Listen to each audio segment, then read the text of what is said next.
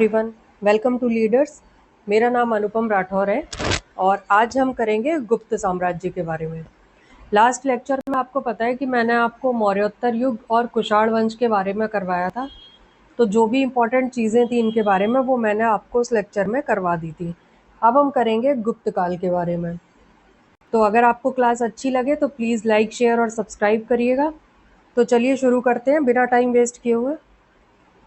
गुप्त काल की अगर बात करें तो इसका टाइमिंग जो है वो क्या होगा, 4वीं से 6वीं शताब्दी ईस्वी के बीच में है ये। ठीक है। अब इस काल में जो राजनीति है, साहित्य हुआ, राजनीति हुई, विज्ञान या फिर गणित हुआ, धर्म हुआ या कला है, स्थापत्य है, इन सब का उल्लेखनीय विकास हुआ है। इस वजह से इस काल को क्या कहा जाता है, प्राचीन भारत का स्वर्ण युग कहा जाता है, या फिर इसको क्या कहते हैं, क्लासिकल युग कहते हैं। क्या कहते हैं? क्लासिकल युग। ठीक है। या फिर इसे भारत का पेरिक्लीन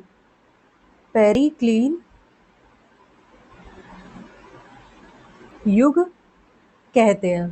क्लियर हो गई इतनी चीजें? चलिए अब देखते हैं गुप्त वंश के जो प्रमुख शासक थे वो कौन कौन से थे, उन्हें देख लेते हैं। इसमें सबसे पहले आते हैं श्रीगुप्त। श्रीगुप्त जो है वो संस्थापक है। ठीक। उसके बाद घटोत्कच है, चंद्रगुप्त फर्स्ट है, फिर समुद्रगुप्त है, फिर चंद्रगुप्त सेकंड है, जिसे क्या कहा जाता है, विक्रमादित्य भी बोलते हैं। और उसके बाद कुमारगुप्त है और फिर आ जाता है आपका स्कंदगुप्त। तो अब हम एक एक शासक के बारे में पढ़ेंगे। ठीक। चलिए देखिए, गुप्त साम्राज्य के जो स्रोत हैं, मतलब गुप्त साम्राज्य के बारे में हमें जो जानकारी मिलती है उसके मेनली स्रोत क्या क्या है वो देख लेते हैं एक बार। तो इसके जो स्रोत हैं वो सबसे पहले तो आ जाते हैं आपके अभिलेख। इसमें प्रयाग प्रशस्ति है। ठीक है। प्रयाग प्रशस्ति की बात की जाए तो इससे हमें क्या मिलता है, समुद्रगुप्त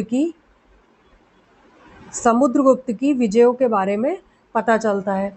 और इसी अभिलेख में क्या है, चंद्रगुप्त फर्स्ट की, किसकी, चंद्रगुप्त फर्स्ट की रानी क्या नाम था, कुमार देवी।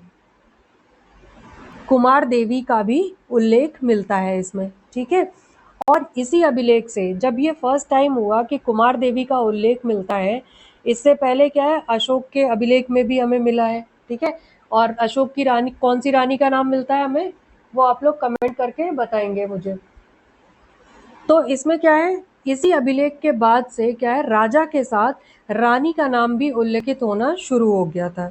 और उसके बाद क्या आता है आपका, मेहरौली का लौह स्तंभलेख है, फिर भीतरी स्तंभलेख है। भीतरी स्तंभलेख जो है वो इम्पोर्टेंट क्यों है, इससे हमें स्कंदगुप्त की, किसकी, स्कंदगुप्त द्वारा हूणों की पराजय की जानकारी मिलती है। किससे मिलती है हमें, भीतरी स्तंभलेख से। इसके अलावा आपको जूनागढ़ अभिलेख है, एरड़ अभिलेख है, ये सारी चीजें हैं। अब और इसके अलावा क्या है, जो गुप्त शासकों द्वारा जारी किए गए स्वर्ण हो, चाहे रजत हो या ताम्र मुद्राएं हैं, इन सबसे हमें क्या मिलता है, क्या क्या जानकारी मिलती है। जो मुद्राएं मिली हैं उनसे हमें एक तो शासकों के नाम मिलते हैं, दूसरा क्या है कि उन्होंने क्या क्या उपाधियां धारण करी थी इसके बारे में पता चलता है, और क्या है, उनके धार्मिक विचारों के बारे में। अब धार्मिक विचार कैसे पता चलते हैं, उन पे जो भी हमें आकृति मिली है उससे हमें पता चलता है कि उनके धार्मिक विचार कैसे थे। आर्थिक स्थिति के बारे में पता चलता है। ठीक है। इन सब की जानकारियां हमें किससे मिलती हैं, जो गुप्त शासकों की मुद्राएं हैं उनसे है। और क्या है जानकारी का स्रोत, इसमें आ जाता है आपका पुराण है, देवी चंद्रगुप्तम है, हर्ष चरित्र है। हर्ष चरित्र किसकी है, वाणभट्ट की है। काव्य मीमांसा है। और इसके अलावा विदेशी यात्रियों का जो विवरण है, ये सारे स्रोत हैं जो हमें गुप्त साम्राज्य के बारे में जानकारी देते हैं। ठीक है। इतनी चीज क्लियर हो गई होगी। अब हम एक एक गुप्त शासक के बारे में पढ़ेंगे जो आपके एग्जाम के लिए इम्पोर्टेंट है। ठीक है। उसी पे थोड़ा सा ध्यान रखेंगे। तो सबसे पहले बात करते हैं श्रीगुप्त की। श्रीगुप्त की मैंने आपको बताया ही कि क्या था, यह संस्थापक था गुप्त साम्राज्य का। ठीक है। तो इसे ही संस्थापक माना जाता है और ये पहला जो है वो ज्ञात शासक भी है। इसका शासनकाल जो है वो कब से कब तक है, 240 से 280 ईस्वी के बीच में माना जाता है। और इसने क्या उपाधि धारण की थी? महाराज की उपाधि धारण की थी। जो श्रीगुप्त है, इसका कोई भी लेख या फिर हमें सिक्का नहीं मिलता है। तो अगर आपसे पूछा जाता है कि गुप्त वंश के किस शासक के लेख या सिक्के नहीं मिले हैं, तो वो कौन सा है? श्रीगुप्त है। ठीक। अब इसके बाद आ जाता है आपका घटोत्कच। घटोत्कच जो है वो श्रीगुप्त का पुत्र था। ठीक। और इसका शासनकाल क्या है? 280 से लेकर 319 ईस्वी माना जाता है। इसने भी क्या किया? महाराज की उपाधि धारण की थी। ठीक। इतनी चीज क्लियर हो गई। चलिए अब आगे देखेंगे। नेक्स्ट आता है, अब जो आया सबसे फेमस वो है चंद्रगुप्त फर्स्ट। यहाँ से ये इम्पोर्टेंट हो जाते हैं। ठीक। चंद्रगुप्त फर्स्ट जो है वो क्या है? ये घटोत्कच का पुत्र था और इसे क्या कहा जाता है? गुप्त साम्राज्य का वास्तविक संस्थापक कहा जाता है। अगर इसकी टाइमिंग की बात की जाए तो क्या है? 319 से लेकर 335 ईस्वी तक मानी जाती है। जो चंद्रगुप्त फर्स्ट था, यही पहला गुप्त शासक रहा है जिसने पहली बार कौन सी उपाधि धारण की? महाराज अधिराज की उपाधि धारण की है। अब इसने क्या किया? अपने शासन को मजबूत करने के लिए वैवाहिक संबंध स्थापित किए, जिसमें क्या आता है? एक तो इसने विवाह किया लिच्छवी राजकुमारी कुमार देवी से। ठीक। और ये विवाह जो है वो भारतीय इतिहास में राजनीतिक विवाह संधियों में माना जाता है। ठीक। इतना क्लियर हुआ। चलिए आगे देखते हैं। उनके सम्मान में, किसके सम्मान में? कुमार देवी के सम्मान में। ठीक है। चंद्रगुप्त फर्स्ट ने विशेष स्वर्ण मुद्राएं जारी की थी। कौन कौन सी? चंद्रगुप्त फर्स्ट की सिक्कों पर क्या था? चंद्रगुप्त फर्स्ट और कुमार देवी, इन दोनों की क्या थी? संयुक्त आकृति अंकित थी। क्लियर। जो चंद्रगुप्त फर्स्ट है, इसने अपने राज्यारोहण के उपलक्ष्य में, ये डेट ध्यान रखेंगे कब है? 319 से 320 ईस्वी गुप्त संवत की शुरुआत की यहाँ पे। ठीक। और एक शक्तिशाली केंद्रीय सत्ता की स्थापना की। तो ये सारे काम किसने किए? चंद्रगुप्त फर्स्ट ने किए थे। ठीक।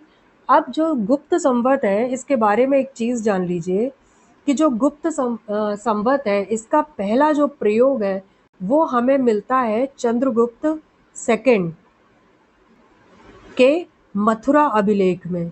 किसमें मिलता है? चंद्रगुप्त सेकंड के मथुरा अभिलेख से ज्ञात हुआ है। क्लियर। चलिए आगे देखते हैं। अब आता है समुद्रगुप्त। समुद्रगुप्त में क्या है? समुद्रगुप्त जो है वो गुप्त वंश का सबसे महान विजेता और प्राचीन भारत के सर्वश्रेष्ठ सम्राटों में माना जाता है। समुद्रगुप्त बेसिकली फेमस ही अपनी विजयों के लिए है। ठीक है। चंद्रगुप्त फर्स्ट, और ये कुमार देवी का पुत्र था। अगर इसकी टाइमिंग की बात की जाए कि इसके शासन का टाइमिंग क्या था, तो वो 335 से 375 ईस्वी माना जाता है। इसने क्या किया? जो गुप्त साम्राज्य एक छोटा सा राज्य था, इसे क्या किया? विशाल साम्राज्य में परिवर्तित कर दिया। इसकी जो दिग्विजय है, इसी की वजह से वी.ए. स्मिथ ने इसकी विजयों के कारण ही क्या कहा है? इसे भारत का नेपोलियन कहा है। क्लियर। चलिए आगे देखते हैं। नेक्स्ट आता है समुद्रगुप्त के शासनकाल की जो सबसे महत्वपूर्ण अभिलेख है वो कौन सा है? आपका प्रयाग प्रशस्ति है। और ये क्या है? इसे इलाहाबाद स्तंभ लेख भी कहा जाता है। ठीक है। ये मूलतः क्या है? ये अशोक का ही स्तंभ है जिस पर इसे उत्कीर्ण किया गया है। बाद में समुद्रगुप्त की प्रशस्ति भी इसी स्तंभ पर, जो अशोक का अभिलेख था, इसी पर समुद्रगुप्त की प्रशस्ति भी अंकित की गई है। वर्तमान में ये कहाँ पर है? प्रयागराज किले में है। प्रयाग प्रशस्ति की जो रचना थी वो किसने की है? समुद्रगुप्त का दरबारी कवि और मंत्री था, क्या नाम था? हरिशेन, इसने की थी। इसके अलावा समुद्रगुप्त के बारे में क्या है कि इसके विदेशों से भी अच्छे संबंध थे। कैसे इसकी जानकारी हमें जो मिलती है वो कैसे पता चलता है कि जो श्रीलंका के राजा थे मेघवर्ण, इन्होंने समुद्रगुप्त से अनुमति लेकर कहाँ पर? बोध गया में बौद्ध यात्रियों के लिए एक विहार का निर्माण किया था। ठीक है। और समुद्रगुप्त ने अपनी सार्वभौम सत्ता स्थापित करने के लिए क्या किया? अश्वमेध यज्ञ करवाया था। ठीक। और इसी अवसर पर इसने मुद्राएं जारी की थी, स्वर्ण मुद्राएं अश्वमेध प्रकार की। ठीक है। इसके अलावा क्या है? इसने कौन सी उपाधि धारण की थी? कविराज की उपाधि भी धारण की थी। और ऐसा माना जाता है कि कृष्ण चरितम बुक का नाम है कृष्ण चरितम। कृष्ण चरितम जो बुक है वो इसी की है। किसकी? समुद्रगुप्त की है। क्लियर हो गया? अब देखते हैं समुद्रगुप्त की हम उपाधियां देख लेते हैं कि कौन कौन सी उपाधियां धारण की थी इसने। एक तो मैंने आपको बता दी, कविराज की उपाधि धारण की थी। इसके अलावा महाराज अधिराज की, परम भागवत की और अश्वमेध पराक्रम की। अश्वमेध पराक्रम कब उसने उपाधि धारण की? जब उसने अश्वमेध यज्ञ करवाया इसके बाद। ठीक है, अब इसके सिक्कों के बारे में थोड़ी सी जानकारी लेते हैं हम। समुद्रगुप्त की जो स्वर्ण मुद्राएं हैं वो भारतीय इतिहास में सर्वश्रेष्ठ मुद्राओं में गिनी जाती हैं। अब ये इनके प्रकार क्या क्या हैं? एक तो वीणा वादक प्रकार है, अश्वमेघ प्रकार की है, व्याघ्रवध प्रकार की है, धनुर्धर प्रकार की है और परशुधारी प्रकार की है। ये सारे प्रकार की मुद्राएं जो हैं वो किसकी हैं? समुद्रगुप्त की हैं। तो इन्हें ध्यान रखेंगे कि इन मुद्राओं का हम नाम ध्यान रखेंगे कि ये किसने जारी की हैं? समुद्रगुप्त ने जारी की हैं। चलिए अब आगे देखते हैं। एक चीज और है समुद्रगुप्त के बारे में, जो बयाना दुर्ग है। कौन सा? बयाना दुर्ग। बयाना दुर्ग की जो भीमलाट है, और ये है कहाँ? राजस्थान में। भीमलाट जो है वो राजस्थान का पहला क्या है? ये विजय स्तंभ है। विजय स्तंभ है। ठीक। और इसका निर्माण जो है वो करवाया था 363 ईस्वी में। समुद्रगुप्त के सामंत थे कौन? विष्णुवर्धन। विष्णुवर्धन विष्णुवर्धन पुंडरीक,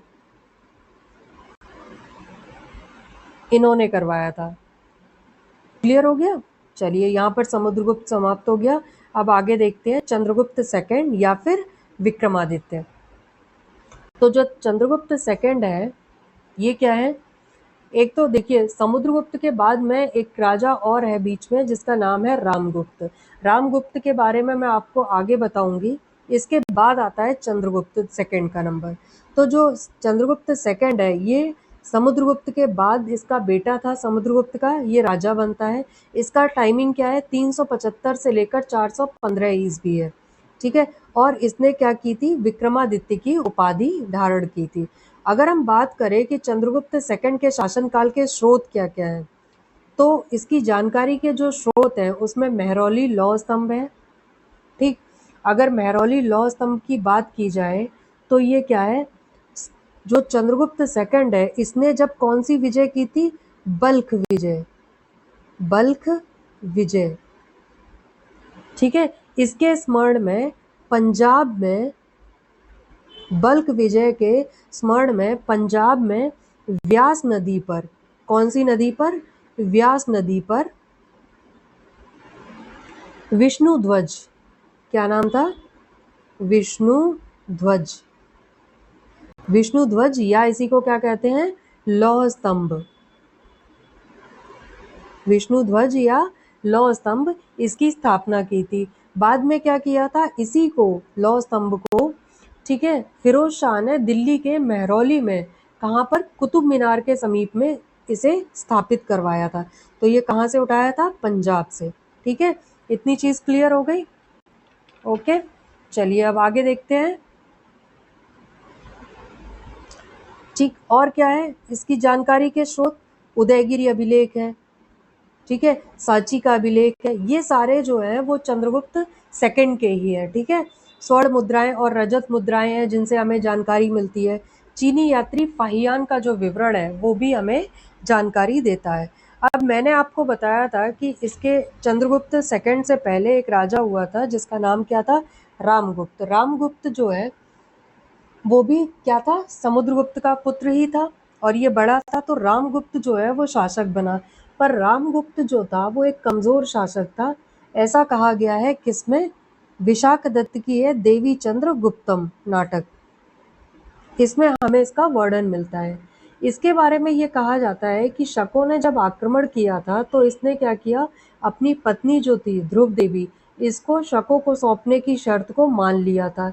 इसकी वजह से क्या हुआ, जो चंद्रगुप्त सेकंड था, इसने अपने शकों का तो विनाश किया ही किया, अपने भाई को भी अपदस्थ करके ध्रुव देवी से स्वयं विवाह किया था और शासक बन गया था। ठीक है, ये इसकी पूरी स्टोरी है। तो अब देखते हैं चंद्रगुप्त सेकंड की जो उपाधियां हैं वो क्या क्या हैं। एक तो विक्रमादित्य, ये चंद्रगुप्त सेकंड की है। देवगुप्त, देवराज और परम भागवत, ये सारी उपाधियां किसने धारण की, चंद्रगुप्त सेकंड ने धारण की थी।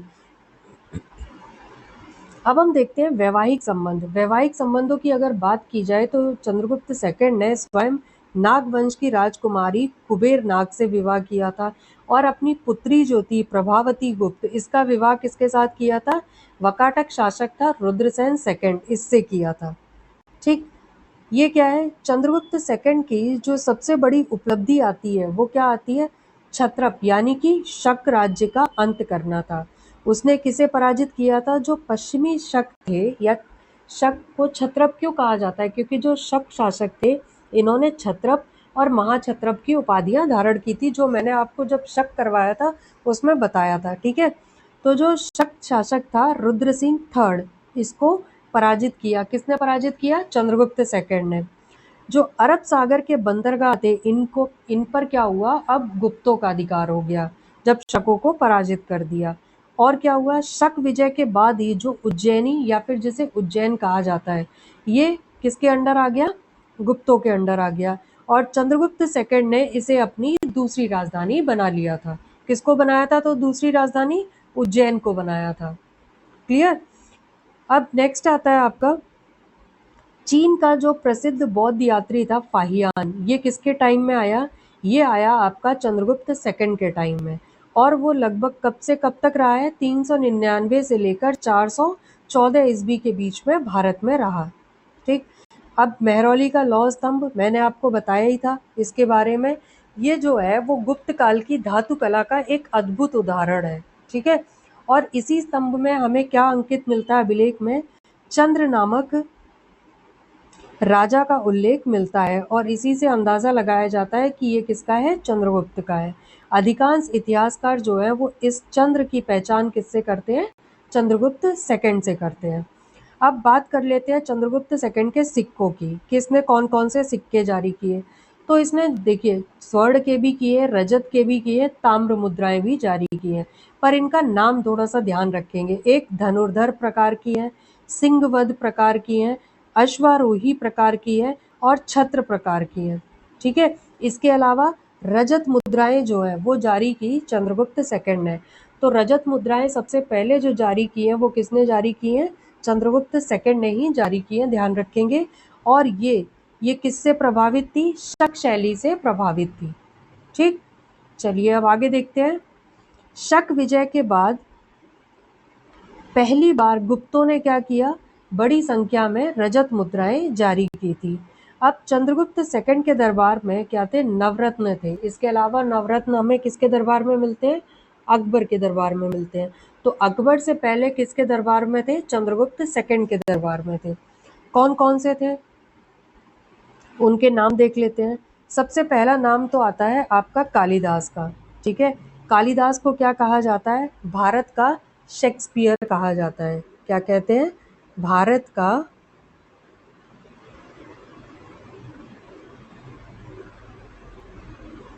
शेक्सपियर कहते हैं। ठीक है, इसे कुंतल नरेश के, कालिदास को कुंतल नरेश के दरबार में गुप्त सम्राट के दूत के रूप में भेजा गया था।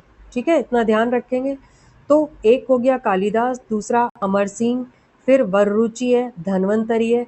धन्वंतरी के बारे में पता ही है कि ये क्या था, चिकित्सक था।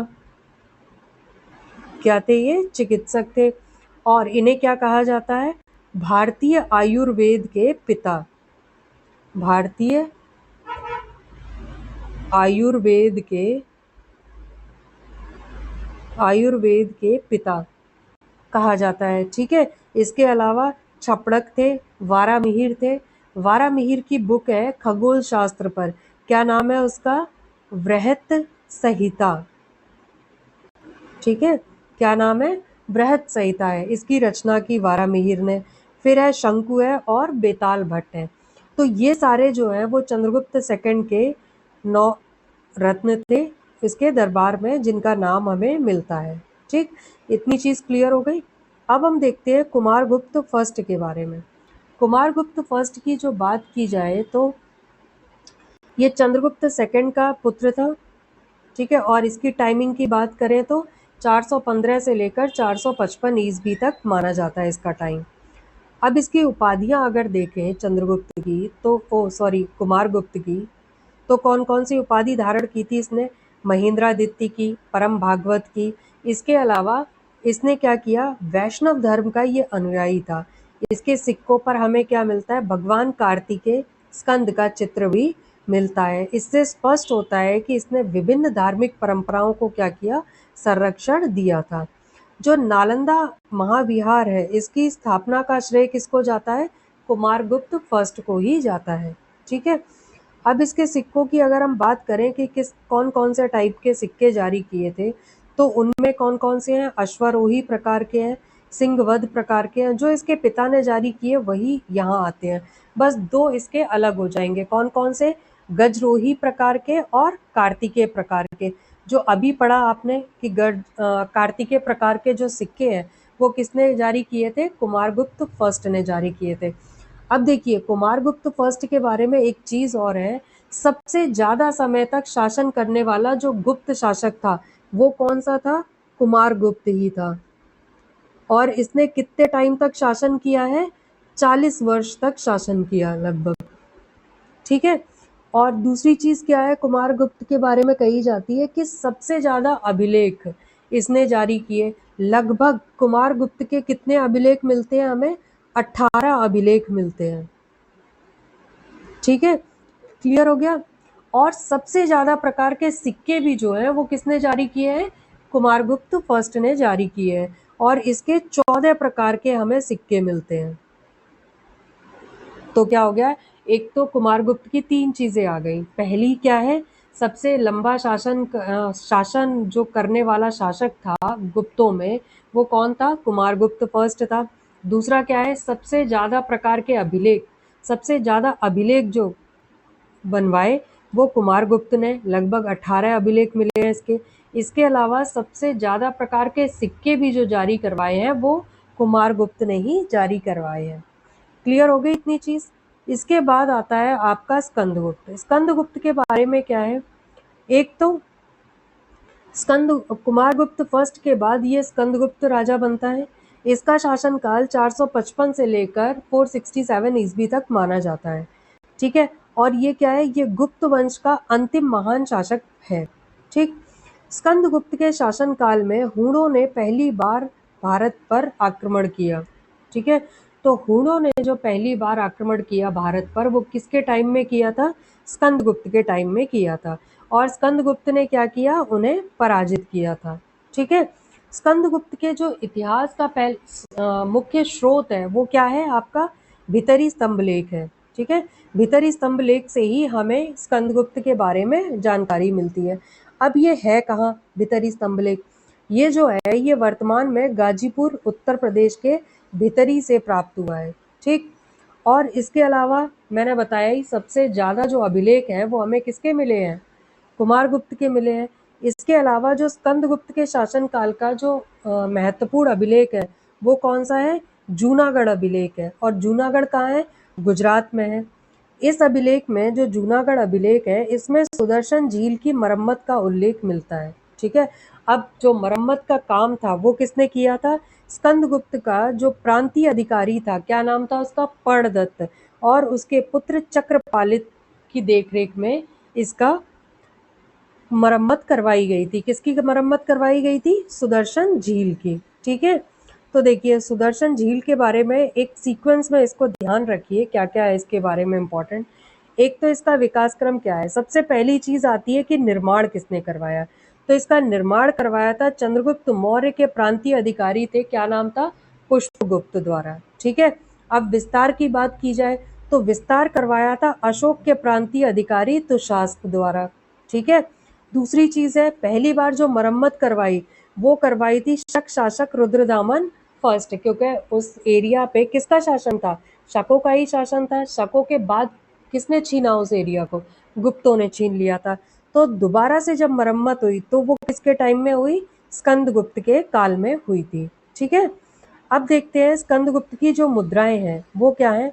देखिए, कोई खास नहीं है स्कंदगुप्त की मुद्राओं के बारे में। इसने स्वर्ण मुद्राएं और रजत मुद्राएं दोनों जारी की हैं। ठीक है, तो यहाँ पर हो गया। अब मैंने जो आपको बताया इम्पोर्टेंट शासक के बारे में। अब एक चीज़ और है इसके बारे में कि जो गुप्त वंश का अंतिम शासक है वो किसे माना जाता है?